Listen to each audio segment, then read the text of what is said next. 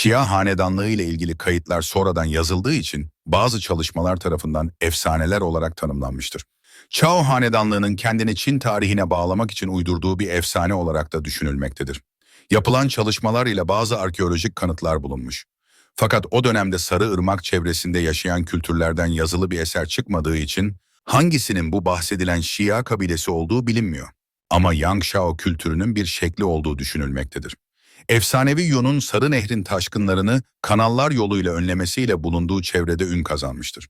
Su kanallarının sayesinde daha fazla hasat yaptı, bu nedenle Şia kabilesi güçlendi. Yu Sel'i başarıyla kontrol ettiği için halkı tarafından büyük saygı duyuldu. Daha sonra Yu Şia kabilesinin başına geçti. Bu olay halkın yerleşik hayata geçmesini ve tarım toplumuna dönüşmesini sağlayan önemli bir dönüm noktası olarak anlatılır. Yu daha sonraları kayıtlara efsanevi Sarı İmparator olarak geçmiştir. Şia hanedanlığının yüzlerce yıl sürdüğünü söylenir ve 17 kral değişmiştir. Ama bunların zamanları belirtilmediği için efsanevi olarak görülür.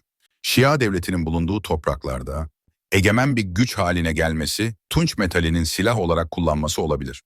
Burada çıkarılan silahların şekilleri Sibirya etkisini gösterir. Güney Çin'de bakır ve kalay kolay şekilde çıkarılıp, Merkezi Çin topraklarında çok az vardır. Tunç Türk kavimleri vasıtasıyla Kuzey Çin topraklarına getirilmiştir. Sarıırmak'ın batı yakasında kurulan Şia hanedanlığı, bu dönemlerde de çevresinde bulunan kavimlerle savaşmıştır.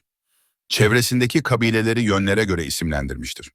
Yu'nun ardından gelen hükümdarlar, geleneksel Çin krallık yapısının temellerini atmış ve özellikle sulama sistemleri, tarıma dayalı ekonominin geliştirilmesi ve toplumsal düzenin sağlanması gibi alanlarda önemli reformlar yapmışlardır. Bununla birlikte Yu'nun oğulları ve torunları, yönetimlerini daha fazla hırs ve kişisel çıkar üzerine kurarak halk arasında kötü bir üne sahip olmuşlardır. Bu da Şia hanedanlığının çöküşünü hızlandıran etkenlerden biri olarak gösterilir.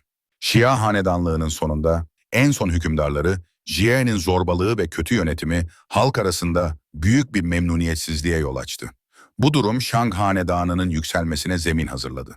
Shang, Şia'nın topraklarında kurulmuş ve bu geçiş Çin tarihindeki ilk büyük hanedan değişimini simgeler. Shang hanedanı, Şia'nın bıraktığı mirası devralarak daha organize bir devlet yapısı kurmuş, yazılı sistemin gelişmesine büyük katkılarda bulunmuş ve dini ritüellerle ilgili önemli yenilikler yapmıştır.